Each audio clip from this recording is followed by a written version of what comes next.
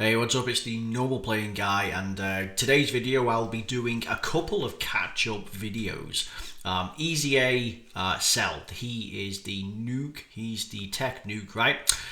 He finally gets his Super Easy A, one of the oldest. A pretty interesting unit to begin with, as he is, as a designed to have a big hit attack. He's never really been of any use. I mean, his original Easy A came in back in 2018 when they started doing these. Back then it was a big deal, right? Because Easy A units get additional stat boosts all here, right? So with additional stat boosts and the fact that this goes from 12 to 15, was that right? Yeah, so it was a big deal back then, but very rapidly went off. When categories came out, this guy having no stats did not fare well. So we'll have a quick look. He came out a few weeks ago now, actually, enjoying part 2. It's the Int LR Gohan as well, who also is quite a beast, and we'll touch on him later. But for now, Cell. So he is, let's have a look. Remember, leader skill and super attack effects remain the same.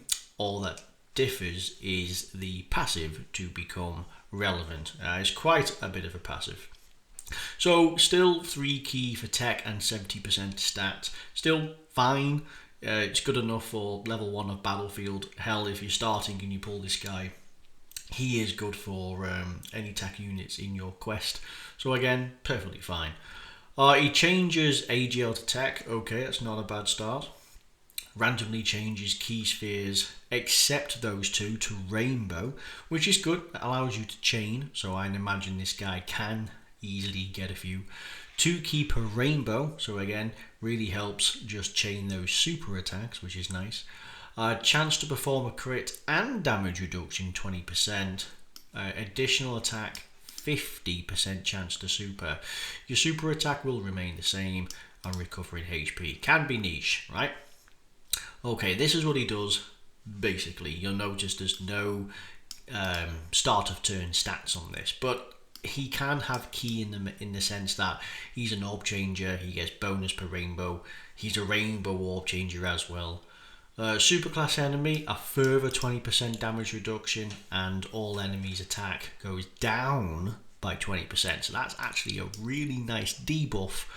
Where applicable, you can use that in Super Battle Road, Extreme Super Battle Road, some stages of Red Zone, some stages of Fighting Legends. So there is a lot of content that can actually apply to this, which is really nice. By the way, that would be 40% damage reduction against a super class enemy, which that alone could be really nice if he has stats.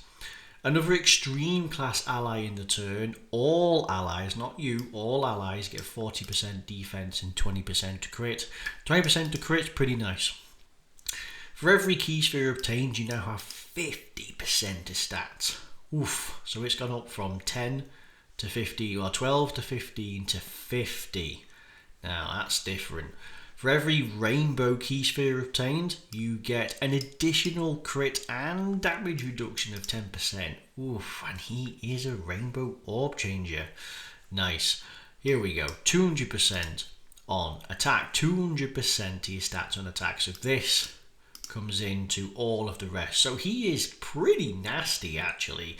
Slot 2 or 3, maybe slot 3. Because he's a reasonable support in the fact that he can give 40% defense, a good amount of crit.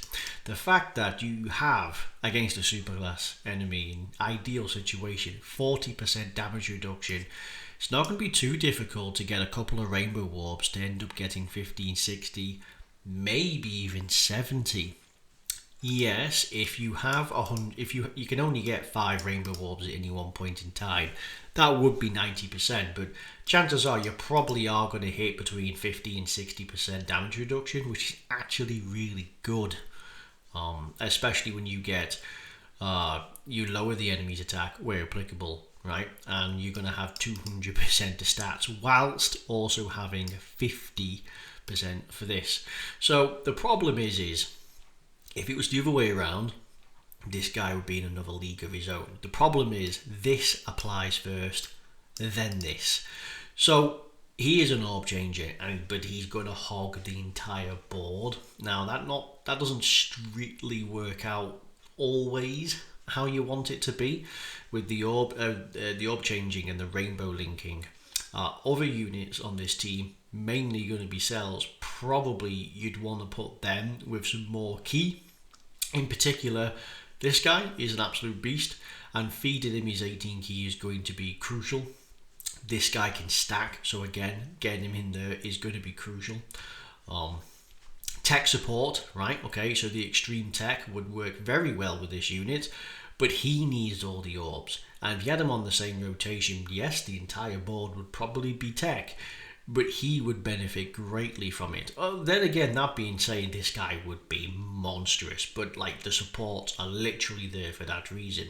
So expect the attack stats to be varied. Remember, it's 200% off whatever this is, plus support. So having him around for support will help massively, granted, but they both need the orbs that they generate. That's the problem. That being said, all allies 40% defense. Remember, if you had him who's a 50% support and then him which is a 40% defense support, this guy and even this guy and hell even this one is going to be, well, extremely gnarly. Well, actually, suppose he's tech. This guy, sorry, beg your pardon, this is the guy who gives 50% support. It's going to be pretty gnarly, right? So, yeah, he could hit ridiculously hard. Reasonable, solid, but I suspect he's a floater. That's going to be the issue. Heal is actually really nice. Touching on links and teams, revival, sure, coming in with 2 ki at least, plenty of attack, does have big bad bosses, so will fit in better than some units. So he is going to fit in with plenty of here with Cell.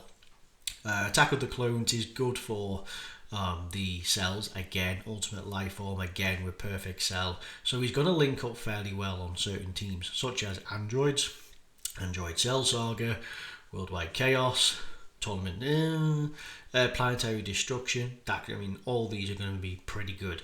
Resurrected Warriors, yeah, you could argue that Cell can be a good one on there. He could help pin up a few of the others. It's going to be nice. Artificial life forms, yeah, could be really good as well.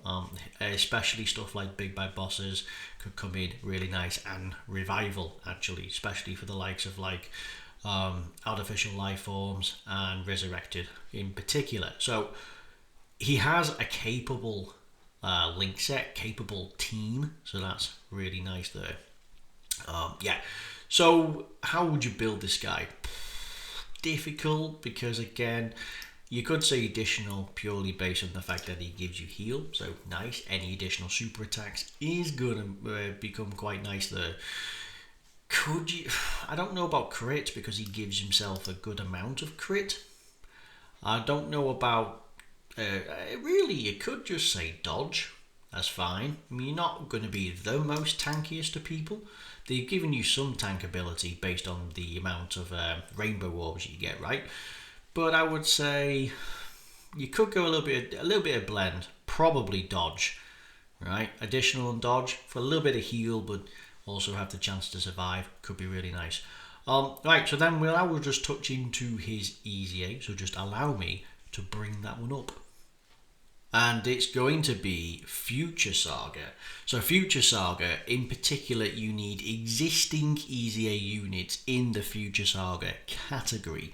So these are a plethora of leads. Of course, there are only 2 that are viable. Actually 3. Nice free-to-play lead here. This will suffice, right? So how does this one work? Well, you need Future Saga to go through his existing EZA. Once you reach level 30, then it switches over to Super, maintains about the same difficulty, but you've just got to use EZA units already, otherwise prepare to feel the pain. Yeah, okay, so you could use this guy if you have him. Yeah, he's probably easier to get, a nice free-to-play option, and an older unit. So each one of these could be really nice. 2 170s in there. But this is the roster. Now, strictly speaking, it doesn't really matter how well the synergy of your team is. The only ones that will survive will be the awakened ones already, right? So you could even choose these Goku Blacks. He would be a good one if you're rocking the physical. A few of the others could really help out just nice. This guy, now he can tank, he has like 80% damage reduction, right? But he will just die. Vegito, sure. There's 3 of these that came out and I'm pretty certain are all in there. Mai is pretty common, right? So if you get them done, that'll be nice. Who else do we have on this? Yeah, free to play option. Another free to play option would be really nice. Yeah, another free to play option. So there's a few decent, I mean, you can probably build a free to play team halfway. I mean, here's another one. So there are some really good options here. These free to play teams will work. The guest will also carry you. So again, going to be really nice. So not too difficult. So long as they're easy A, you'll make it. Future Saga is the way to go. But anyway, that's it. Nice quick video. I need to do the rest. I need to do a lot of catching up. Whether you watch this or not, I don't know. But hey, he's good. I can see a lot of use. He can help out with support. He's going to be able to do a one-hitter quitter. If you put him on floating rotation, especially linked up with a few of these odd teams like this here, Time Travelers, Artificial, he could potentially have the power to wipe out somebody. It's going to be good. He could look after himself as well with the damage reduction, so he's good. He's really, really good. He has stats, but it's on attack, so depending on how many orbs is the only downside, which is why potentially you go for dodge. But anyway, thank you for watching, late as it is. Let me know what you think. I think this guy's pretty decent actually. Can't wait to use it. Anyway, thank you very much for watching. I'll see you with Gohan's video. Thank you and bye bye.